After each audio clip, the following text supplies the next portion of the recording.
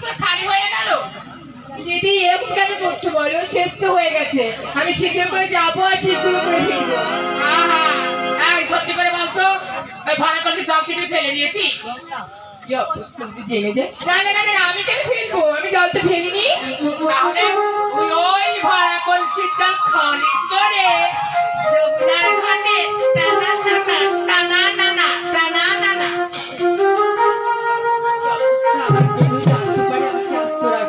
বলো দিদি, হ্যাঁ, এদিকে শোনো না। কি হয়েছে? শোনো দিকে বলছি দিদি, বল।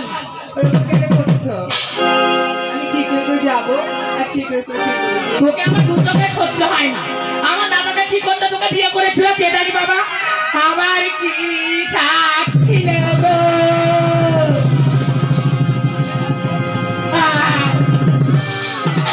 আমি একটা পিসি হব।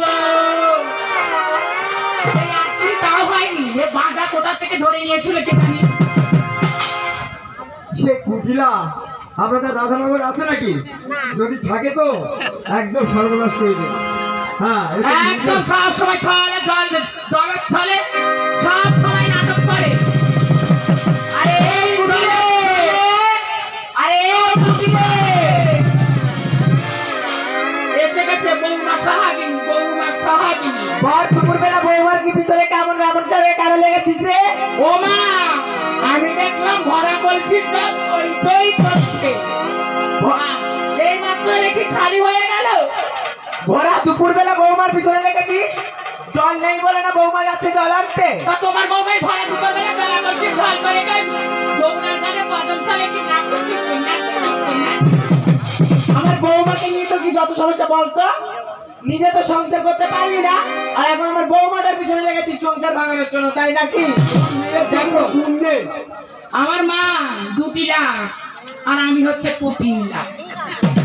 আমার যা গুণ, আমি আর স্বামী সংসার করতে পারি। আরে বলো, আমি ওই রাস্তা দিয়ে যদি যাই না, লোক আগে ফাইট হয়ে যাবে। আর ওই সেই ডুগডুগি বাজারে যেদিন হাট বসে, আমি যদি যাই পুরো হাট ভেঙে হাঁটা করবো। আমার নাম কুটিলা।